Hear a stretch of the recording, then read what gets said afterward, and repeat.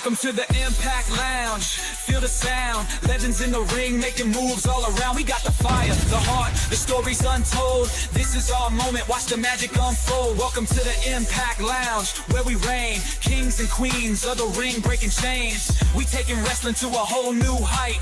Under bright lights, we ignite the fight. Genesis to rebellion. The crowd still chanting. Party people, it is your boy BQ back again. Welcome back to the Negative BQ YouTube channel. We're going to be talking the TNA Impact episode from January 23rd, 2025, the first live episode in 8 years. Apologize for not doing an episode last week prior to Genesis. I mentioned it. I don't know if I was doing a mailbag or whatever. And it was some upload I did on the channel, but we had a last minute wedding to go to in California. So I frankly, if I'm being honest with you, I didn't watch the episode. I think I watched the first 20 minutes and I didn't have the time. And then we actually got back in town probably 30 minutes before Genesis kicked off. And went from there. So it was kind of pointless at that point to review the episode. And then I'm dropping on you guys late this week. Just wasn't happening for me this week. Just not happening with the personal schedule. So I'm sorry it's kind of coming out late on a Wednesday. I'm tired. I was really close to doing it Tuesday morning, really early, but I said no, that's too late to drop it on you guys one time. So as I said, it was the first live episode in 8 years, and I put it on X today, and I'd said, I've been podcasting for damn near a decade. For the most part, every like Twitter universe TNA fan has listened to me at some point. They've tuned into what I do because there was one point where it was just me doing it. I was the only person talking TNA. So everyone's given me a chance at one point or another. There's a lot of people who don't like me in the social media space, finding me to be overly negative, which is, that's why I'm negative BQ on the channel. Might as well play into it, right? But as people find me overly negative, nitpicking on details that don't matter, things overall that don't matter, that they feel don't matter. And right now, I've been doing this for a long time. For years, I've been saying I want TNA to do this, to fix this, to address this, to make this important. There is a part of the fan base out there that does not care about those things. They have fought everything back to Destination America and Pop TV and the hunting channel, whatever the hell that was. Everything's great. You know what I mean? Like, like Tony Khan, everything's great. There's a portion of the TNA fan base that is happy with everything. And they're killing the company because they're not holding the company accountable. They're the just enjoy wrestling people. That fan in general is killing the business because they're accepting mediocrity and not holding the wrestling companies accountable, and not challenging them to be better and to put out a better product, a better show. But now it's a lot of these things I've been saying over the years. I've talked about creative, talked about production. I've talked about there's one point where I wanted a better in-ring product. The Pop TV was kind of a lazier product a little bit in the ring. Obviously, I've been talking about marketing and promotion forever. Audio, video, social media presence, social media chatter. I've been asking them to improve these things for a long time. I've been talking about, since I started doing this, asking them, make your own news. There was too much of a negative narrative that was always floating around on social media. And I always said, well, make your own news, make your own positive news, because that's something WWE is great at. The TNA fan base will talk about anything, like the diehards. You remember 3 weeks ago, they got the local TV deal in Pittsburgh or whatever. Like the fans were talking about that for 2 days. And they probably have 500 extra viewers. You know what I mean? So TNA fans will talk about anything. So I challenge them for a long time, like create your own positive buzz, your own good news. Like don't let the negative, the negative narratives, especially like, Meltzer was super negative towards the company when I first started, but they were letting those things dominate. Sean Sapp, he'll deny that now. He told that to me on X several years ago. because I called him out for it, and he told me I was lying. But prior to him being Fightful, he was very negative towards TNA. When he was podcasting with Vince Russo and all that, Solid Monster used to be super negative towards it. And these are all people not watching the product at the time. Keep in mind, um, but more negative than I could ever be. Because I've only ever wanted good for them, and I do point out the good. They're Man, Monster had a I like Monster. I used to hate him. I like him now, but he used to have a segment called "Say Something Nice About TNA," and it's like he had to challenge himself to say something positive about the company. So many negative things, and such a toxic company along several years ago. But the point I'm making is I've been asking them to address all these little things, and now they're doing most, if not all of them. There's still room for improvement, but significantly better. I was talking about the backstage and the lighting and the, getting rid of the filters and all that stuff. And they're doing those things. The show significantly better, and the same people who have hated me, the marks, the fans who have called me too negative and saying that I hate TNA, that I nitpick all these things. Those same fans, those same people are loving the product right now. They're enjoying the shit out of. They are pigs and shit over what's going on right now. But what was I saying for years? Like, dress for the job you want, not the job you have. Like, they were so content with mediocrity for the longest time.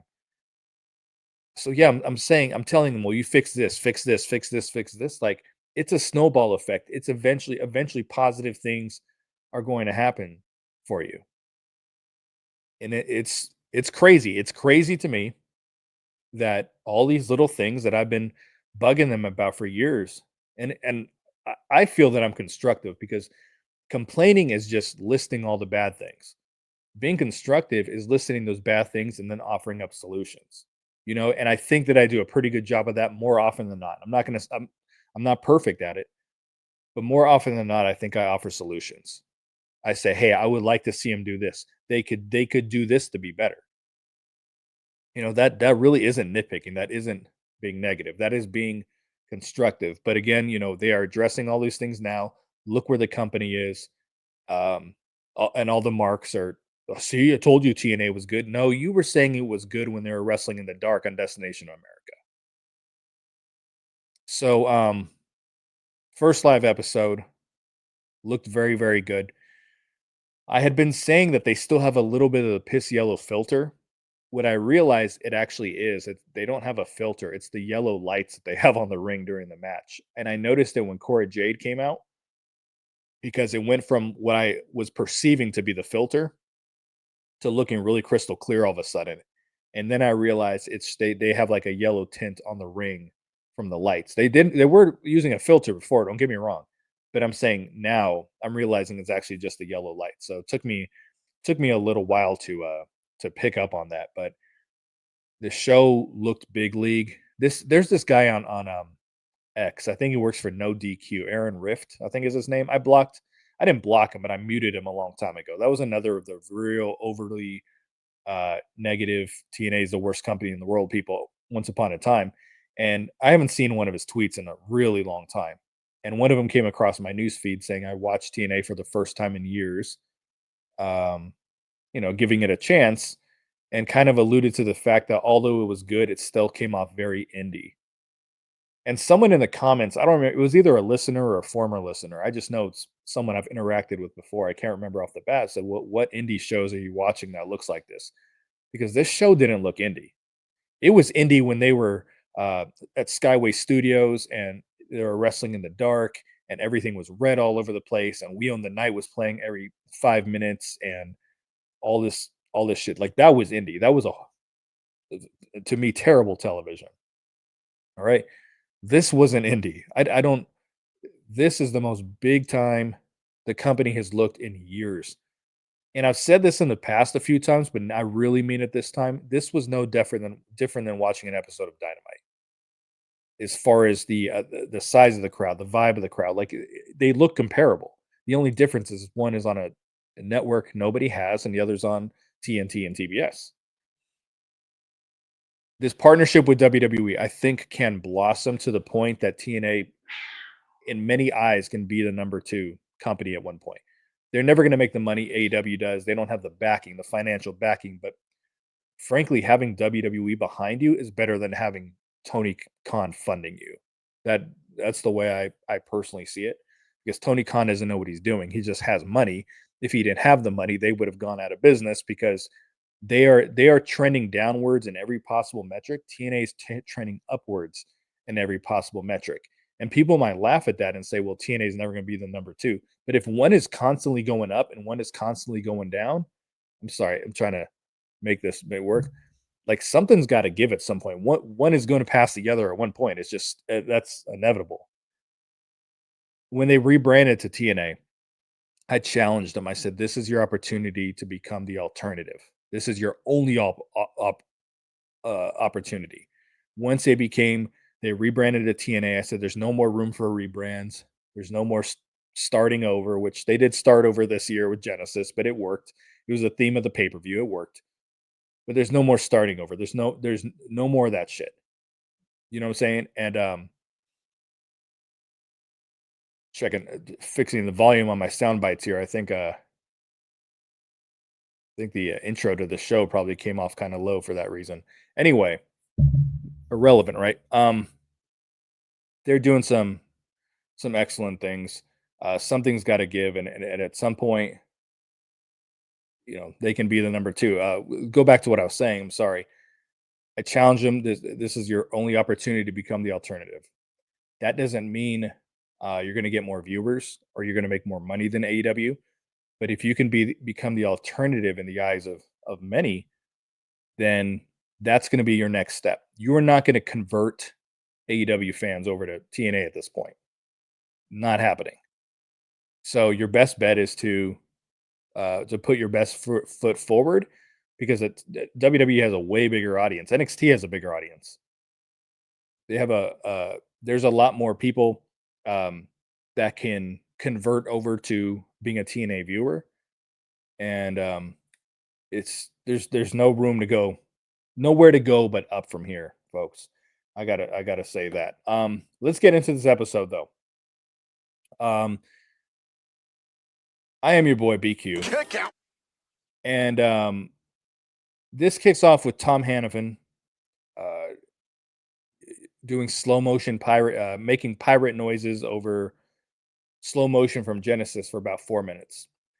I say this every single pay-per-view, really after every TNA Plus show. This takes too long. The B-roll footage, the slow motion shit. Tom Hannafin calls matches for B-roll. That's what I've really picked up on, because I always say how phony some of the stuff he says is. Sean Sapp really praised Hannafin and Raywa on Twitter. I'm like, well, you don't watch the show enough, dude. They're not bad, but they're annoying.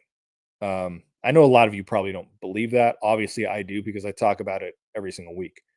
But they're wasting too much time in the beginning of the show, especially when you have new viewers, with all this recap shit. I've said it time in and time out. Use a recap when it's relevant during the show. When Tessa Blanchard's coming out to cut a promo, use the clips, the recap from Tessa versus Jordan Grace at Genesis. It is not necessary to throw that all together in the very beginning, because it wastes time and a good. We don't start getting someone stepping into the ring until 5 or 6 minutes into the show, and that's not okay. And then by the time we got our first match, I mean, it must have been 15 minutes into the show. That's just really not acceptable. Maybe because they're trying to follow a WWE format. I can understand that. But I think even the WWE hardcores don't like that format. They kind of, there's times where AEW used to kick off Rampage with the 2 guys just in the ring. I don't think it has to be that point, but I think you need to get into the action, what people came for, a little bit sooner than that.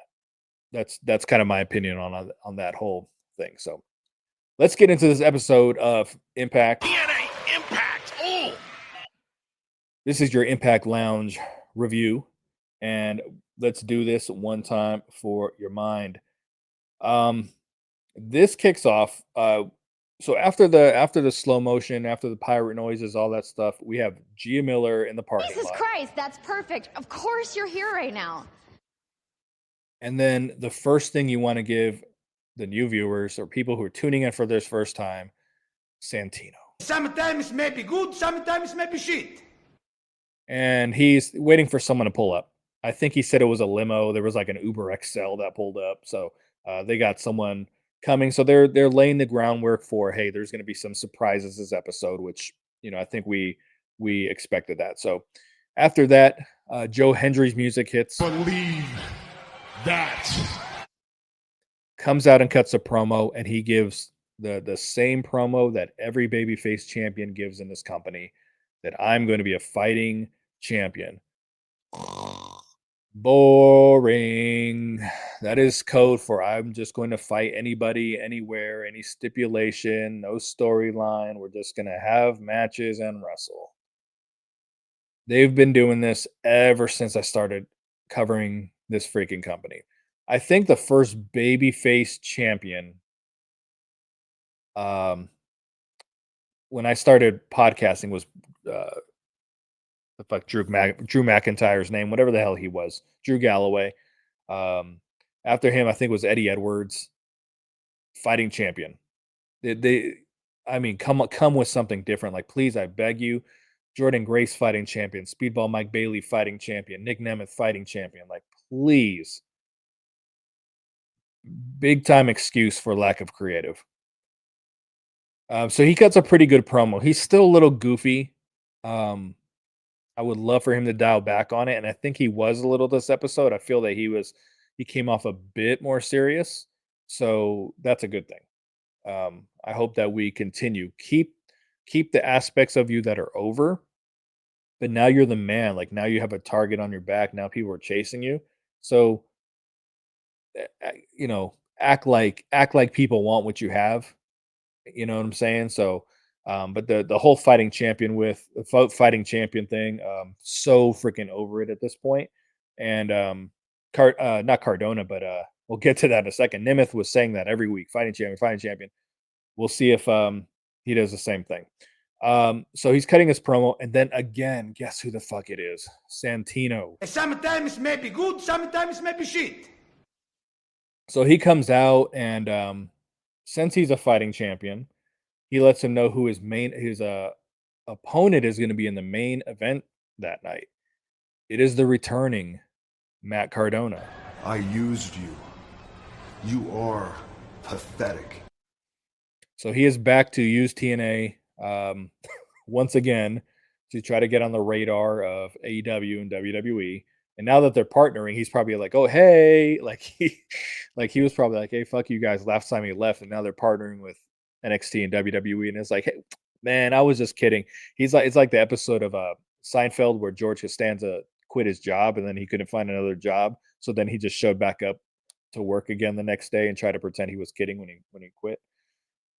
So that is going to be the main event of the show. I like what Cardona does. I think he had a really good thing going in Garbage Championship Wrestling. Had a good thing going in NWA. And then he got to TNA, and he was good for a little bit, and then he got watered down real fast. It was bad comedy. They did a Major Players thing for a little bit that I thought was really going to work. That lasted about 3 weeks. And then he's like kind of come and go. It's like James Storm at this point. Like, when you come and go so many times, at what point is it like, okay, why am I cheering anymore? I'm going to see you back again next week, because there was a point of that with James Storm. Where it was like a little bit of back and forth, and he is becoming Tommy Dreamer. Every time they need a surprise, there's Matt Cardona waiting in the wings. So his picture is up on the page on the website. I would love for him to stick around for a little bit, but find something good for him to do, because you already gave him a title opportunity. Can't go back to that well. So find something worthy of his talent. He's probably back using the company like his wife did. His wife, what I say, so many times, I was like, she wants to work for one company and one company only.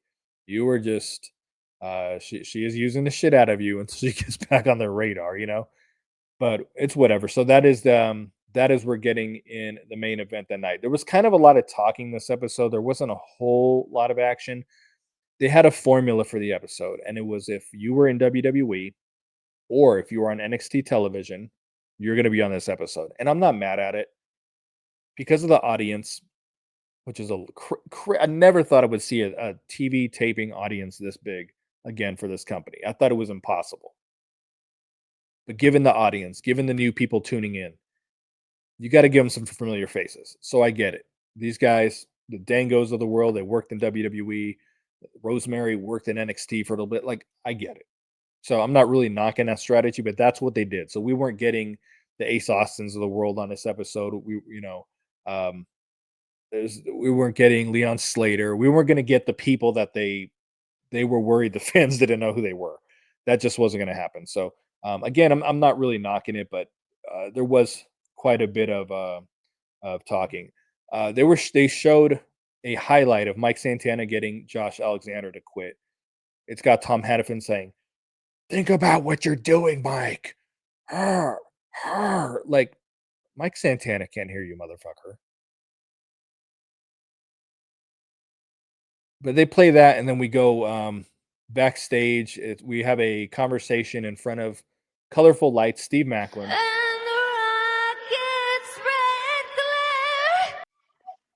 And King of the Raw Raw speech and hit and star of the hit TV show Vinyl Obsession, Eric Young. Those times of the rah rah speeches and like getting everybody up, because like nobody really get motivated off that stuff anyway.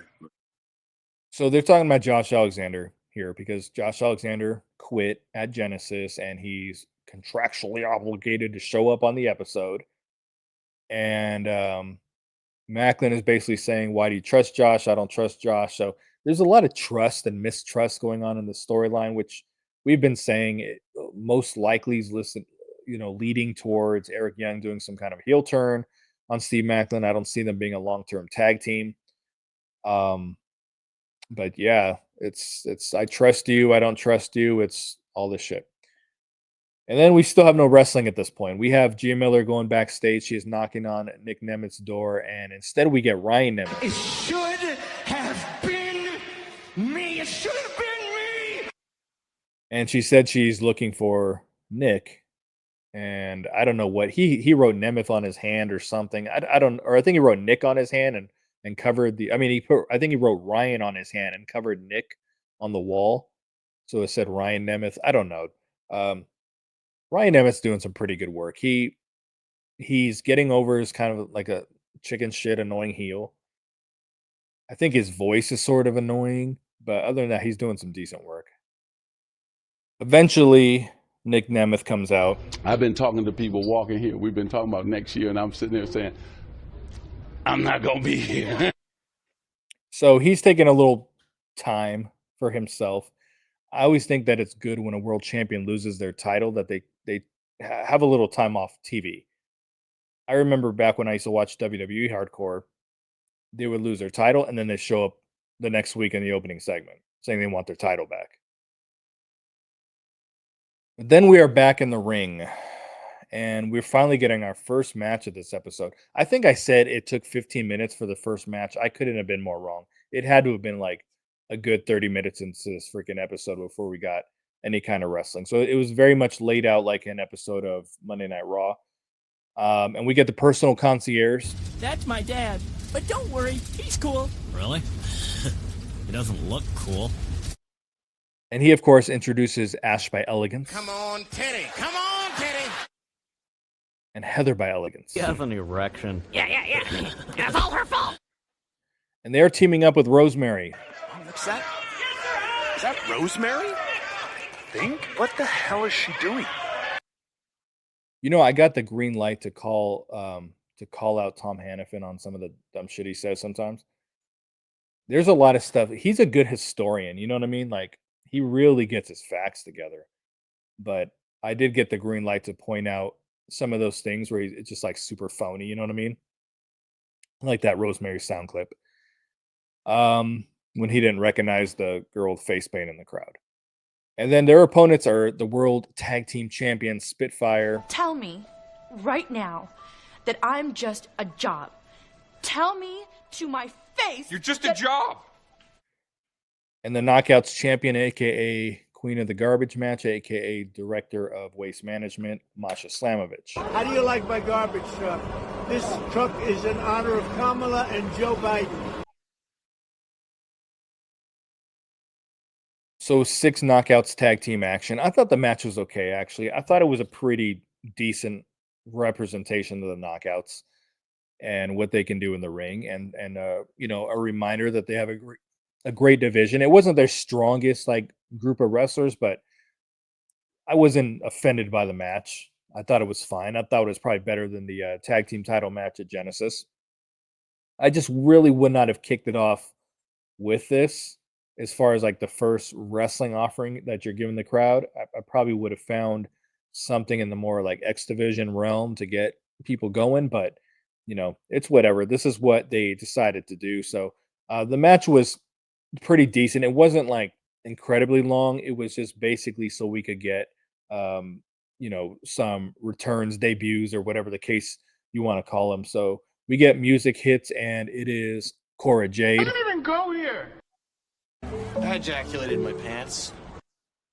And she came down and she gave a envelope to Masha, and she opened it up, and it was Masha's picture with an X through it. And at that point, Ash by Elegance bumps into her, knocks her off the ring apron, and then she rolls up Danny Luza and gets the win. So when I saw this match on paper, I was like, why are they doing this? Because all 3 of these chicks on the opposing team lost. Anytime in wrestling you see a team that's all champions on one side, it means they're going to lose. So already knew that was happening, number 1. But when I saw the match, I said, well, Rosemary lost at Genesis. Ash and Heather lost at Genesis. Why are we even doing this? And then I said, oh yeah, because they have to find a reason to get the Elegant Sisters to challenge again for the tag team titles. So here, Heather got the roll up, and I think they're trying to say at Genesis, either Jody Threat or Danny Luza, Jobby Threat or Danny Luza wasn't the legal person in the match, but they pinned Ash. It was something like that, some roundabout whatever. So we're gonna get fuckity fuck for a little while until they get those titles on Ash and Heather, and then we're gonna see these chicks wrestle again. and then who knows what kind of team shows up. There was a belly to back suplex this match. We almost got the titty. Future queen of the nipple slip, Ash by Elegance. We almost got it. It's going to have that is going to it is going to pop out at one point. It's coming. We almost had it. Did not happen here.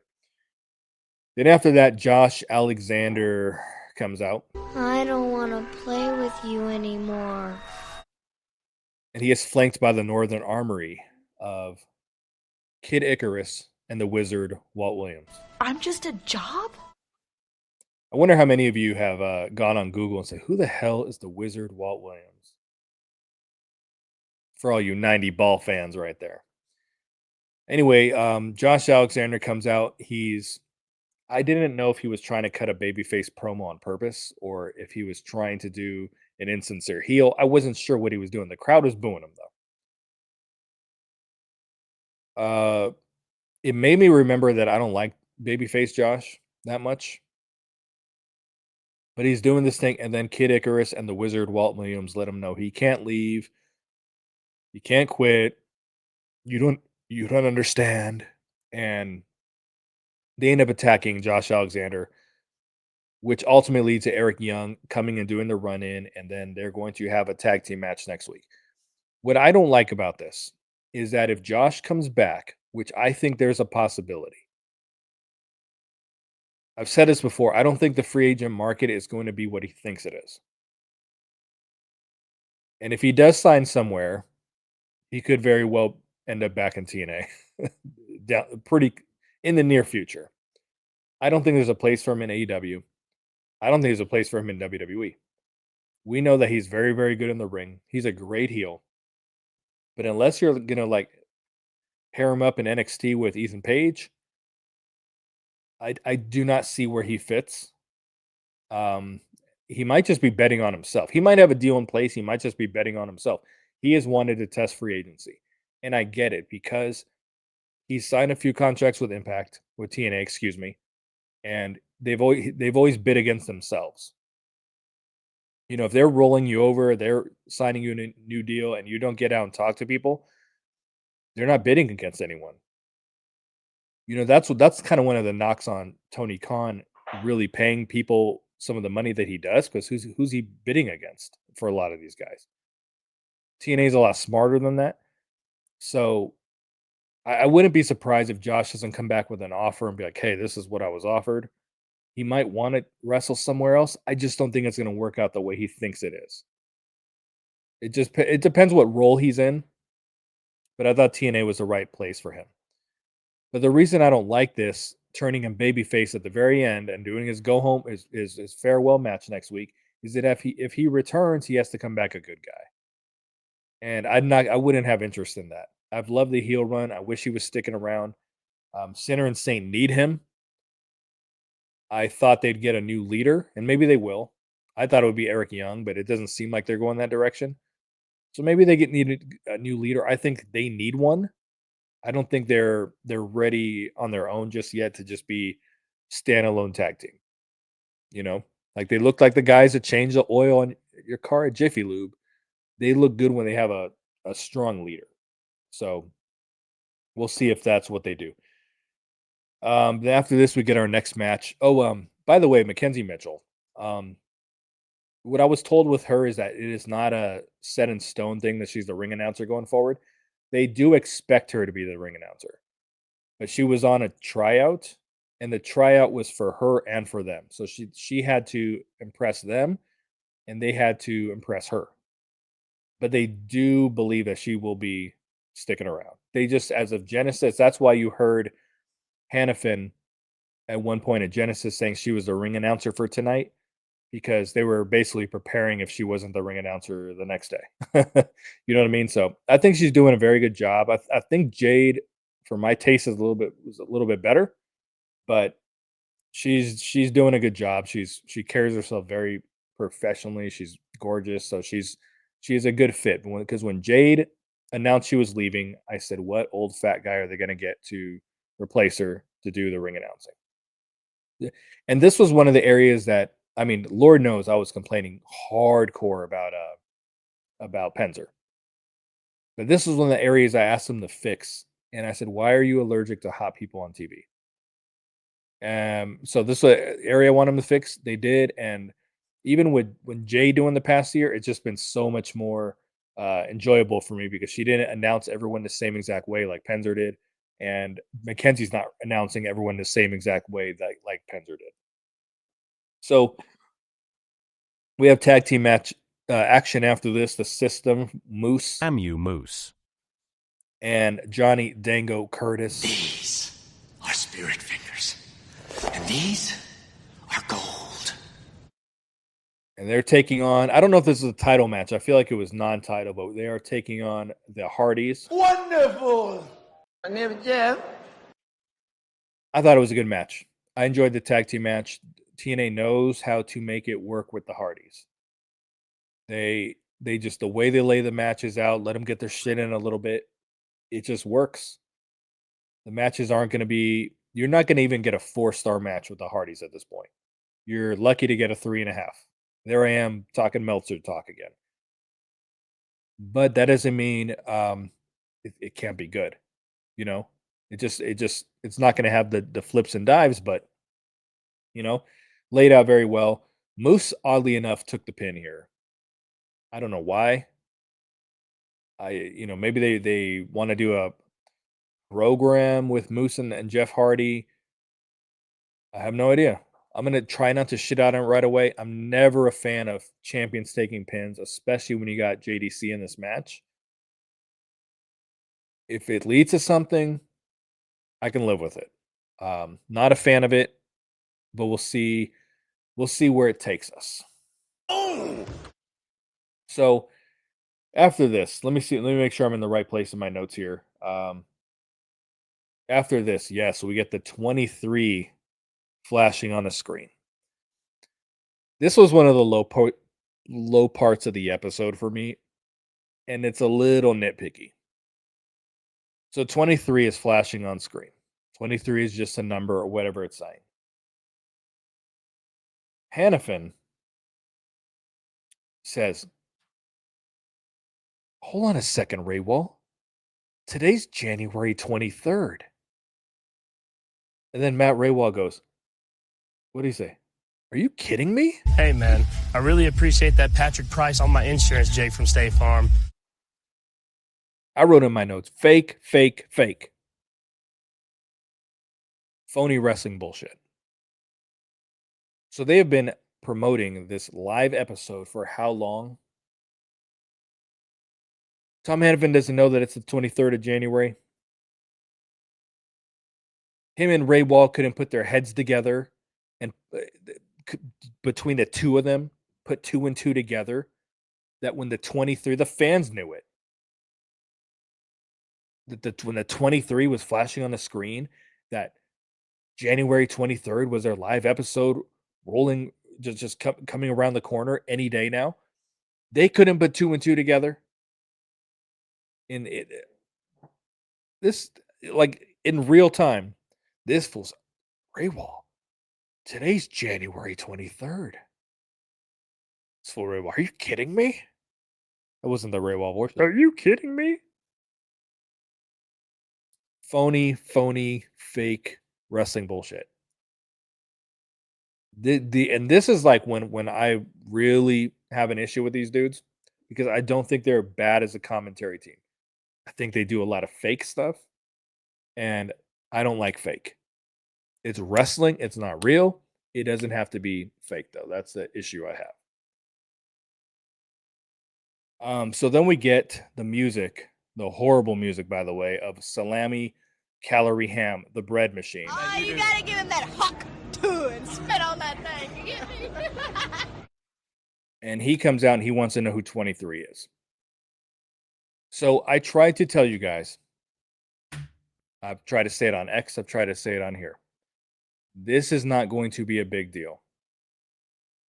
Of course, everyone's getting on social media. Oh, it's Rusev. It's or whatever his name, Miro. I'm sorry.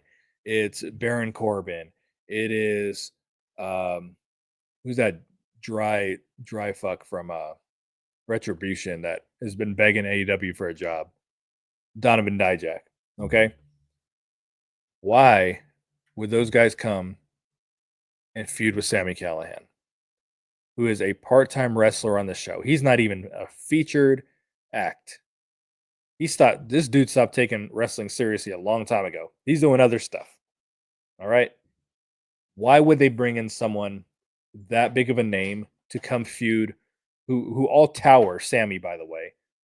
Why would they come and bring him in to feud with Sami Callihan? This is like the common sense I try to instill in you guys sometimes, that they're not bringing guys who could potentially work in the main event to come wrestle Sami Callihan, who's hardly ever on the show. All right. I don't know what the real storyline for this was. It probably was for PCO, not Sammy. The story was probably Sammy thought it was about him and it wasn't, but PCO's gone. I put it out on X and it's been reported, but I'm letting you guys know that I was told this, that the Digital Media Championship was in fact the replica. It was switched out at the tapings in December. PCO has no clue it was switched out. I was told that the titles are nothing like each other. Like one's a piece of shit and one's kind of nice. The PCO was unaware that he had a crappy replica. And I think I've held the replica before, because I held the Digital Media Championship once and it was really light. It was Crazy Steve's. I think I had the replica. I remember thinking it felt like a toy. So that is what he had. That's why it didn't break with a sledgehammer, because if it was a good quality belt, it would have broke. But I don't believe they were initially going to bring this title out on TV, because I was told that they weren't offended like the dirt sheets put out. They actually feel bad for him, because they feel like he's just Like, they don't have any ill feelings towards him, but he's, like, kind of out there right now mentally. I was just told they were like, "Hey, if he wants to think that he destroyed the title, let him believe it." Like, they really didn't care. They weren't, like, shocked like Sapp and all them try to report. But they did bring the Digital Media Championship out, and it was on the returning Steph DeLander. Everybody's been real nice. Well, that's because you have big jugs. And she's saying she's 23, but then they start playing the music, and she got the Digital Media Championship in the divorce. And instead, we're going to meet her boyfriend. Matt Raywell's like, who? And then we get the debuting Mance Warner. Outlaw Mud Show garbage wrestler. These people did not know who he was. I could have showed up in the ring in the Impact Zone. Why'd I use I used the Raywall voice? I meant to say the Impact Zone. Now I can't even. We're just blending them together at this point. I could have shown up in the Impact Zone and got a bigger pop than this. I assure you. They had no idea who this was. I mean, it was actually kind of embarrassing. That's not to say the dude's not talented. I've seen it. I've heard good things about him. I've seen him wrestle once. Like, I wouldn't have known who he was looking at him myself.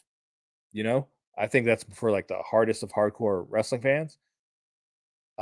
People seem to be very happy that he's around. Steph DeLander was doing good work before her injury, and now she can like be in this valet role. I think they took the Digital Media Championship down from the website, so I think they're going to use it as a prop. I'm not really expecting them to. If she's carrying it around, this is like when Josh Matthews was carrying the Grand Championship around. You know what I mean? Like, that seems like a sign that it's coming off television. But people did not know this guy. The WWE fans on an audience definitely did not know him. And I think that's every debuting wrestler's worst dream realized. So their worst dream come true. But that's not to say he's not going to do good matches going forward. My concern with him is that we got rid of PCO and we got rid of the garbage matches, and now we're getting garbage matches in return. So we're still going to get no DQ, no rules, anything goes with him in the fold. So we'll see. Looks like he's going to feud with Sami Callihan. I would bet both of my testicles. I'd bet my third one if I had it that this is going to lead to some sort of garbage match. There's no way that when it's all said and done, these guys aren't wrestling in some kind of street fight. There's absolutely no way that is not happening. Tag team title match. Excuse me. Tag team titles on the line. We got Ariana Grace ringside. I'm sorry that people are so jealous of me, but I can't help it that I'm popular. Representing TNA, we got the Rascals. In one word, would I use dope? Nope. And they're taking on the NXT Tag Team Champions Fraxium, which is, I believe, Axiom and Nathan Frazier. Nathan Frazier came down wearing my sleep apnea mask and was wrestling in that. These guys are pretty good. I don't want to say I didn't want to give him a chance, but Axiom. Okay, so rewind here. From when I was watching AEW, I became desensitized to guys wrestling in masks because they have a new luchador debuting every week. They even got a fake luchador now that was what's his name, hologram, that Tony Khan made up as a kid, and now he's a on-screen wrestler, which is really nothing wrong with that. I mean, that's what Vince McMahon used to do at one point. He used to create characters, right? It's just that's not the wrestling landscape now, but that's irrelevant. All these guys in masks, all these luchadors, I became very desensitized to someone wearing a mask. And then I knew nothing about them. They don't look like they're a team. They have one of those team names where you just combine their two names, which I think is like super lazy. A lot of teams do it. But these guys are pretty good. The Rascals we know are very, very good. And I thought they had a lot of chemistry. And I thought it was a very good match. We get Wesley showing up with a couple fellows by the name of, what do we got here? I had to write them down. It was like Tyson and Tyreek. We're going to call them Tyreek and Tank. Tank and Tyrese for the old school R&B fans. So Wesley, Tank, and Tyrese. And they attack the Rascals. So this is a 3-on-3 thing. I mean, 3-on-2, I should say. Well, and Frax team won the match, but or maybe it was a disqualification. I really don't know at this point. I don't take those kind of notes. Like, there's certain like points I want to get at, but I don't read results and stuff like that. So I really don't even remember the freaking end of this match. But it's 2-on-3. So I'm kind of wondering if we're going to get the return of Myron Reed again, or they might try to recruit someone from NXT. I don't know, but we got a lot of NXT people on the show. Was not expecting Wesley. I guess he's still feuding with these dudes. He is the former Desmond Xavier. So we should be seeing some very good matches going forward with those guys. And it's got some heat. So I'm okay with the flipping and dicking and I said dicking, like dicking each other down. No, that's not what I want to see in the ring, but I'm okay with all that stuff if there's a little heat and a little bit of story to it as well. So I'm good with it. After this, we had Mike Santana. That's nasty. He's like, San Antonio. Yo, going back to Eric Young, trying to get the cheap pop earlier. There's two things you don't mess with.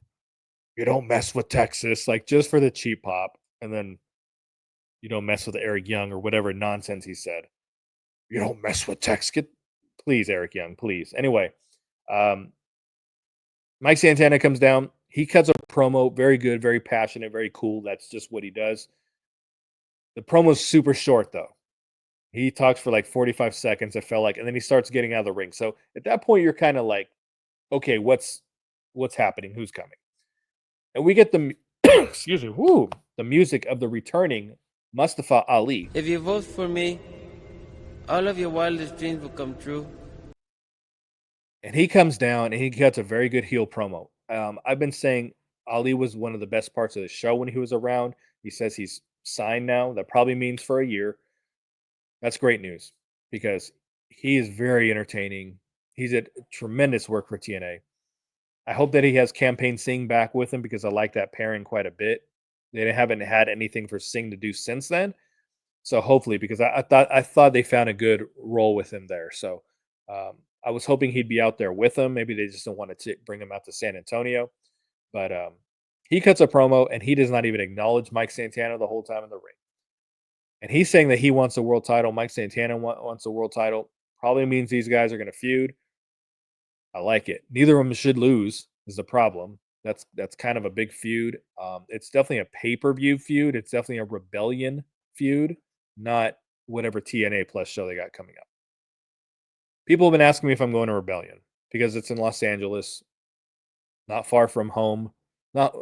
It's not far from home in two ways. It's not far where I live in Las Vegas, and it's not far from where I'm from in California. I don't have an answer yet.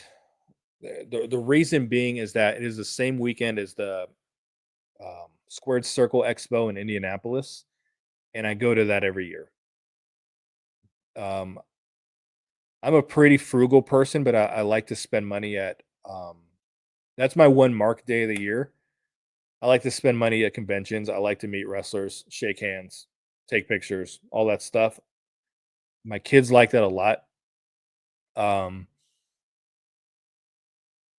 My daughter really wants to meet Orange Cassidy, who I hate, but he's going to be there. So that is my priority for the weekend.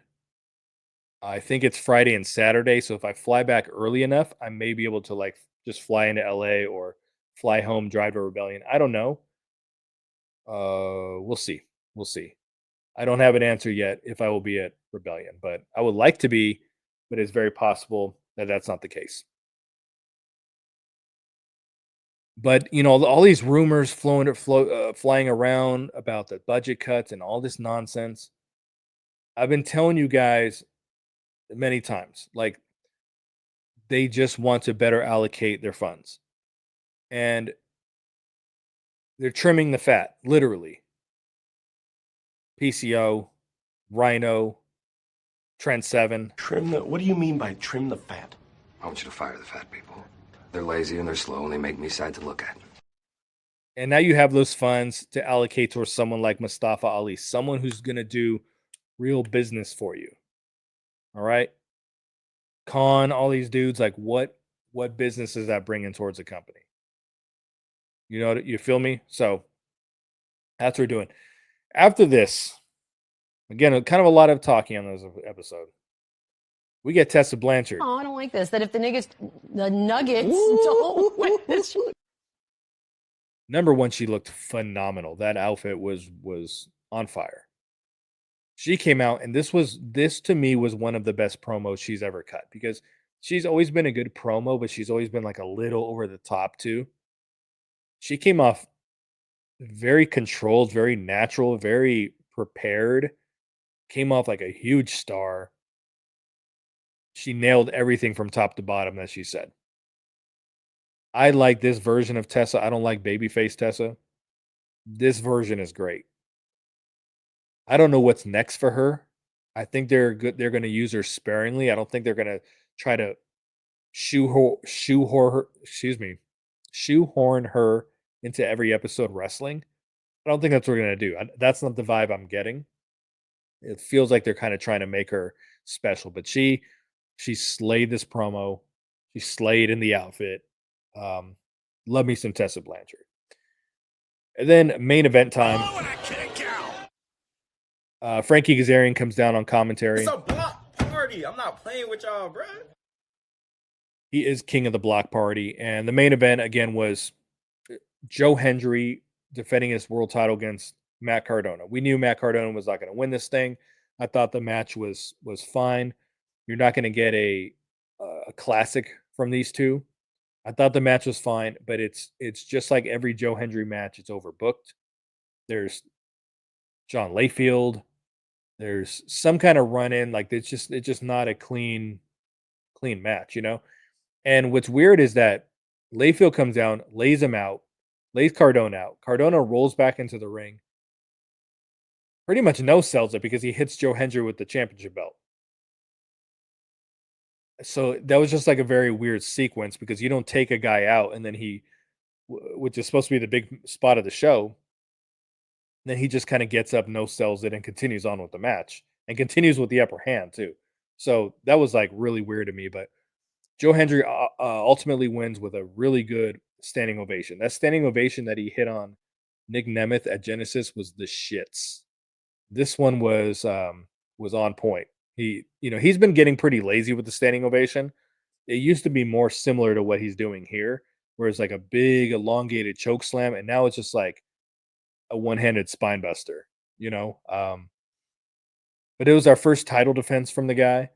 I thought it went fine. I thought he came off pretty strong like a champion. It wasn't too cheesy. Like, it was a little cheesy, but it wasn't as bad as I thought it would be or could be. So, I'm going to reiterate this because I know some of you guys drop off at this point. I'm going to reiterate this the next couple weeks. I was told that the goal for TNA is to go live weekly or to go live every other week. I don't think that's going to happen this year, but that is actually what they're working up to. So, I think we're going to get more live episodes this year. We're definitely getting at least one more, but the goal is to create live television. It's a little hard to justify doing that on Access TV because it don't matter if it's live or recorded. The numbers aren't going to move a whole lot because people don't have the channel. You feel me on that? So that's going to do it for me, folks. I am your boy, BQ. I am checking out for the night. I'll talk to you soon. Peace.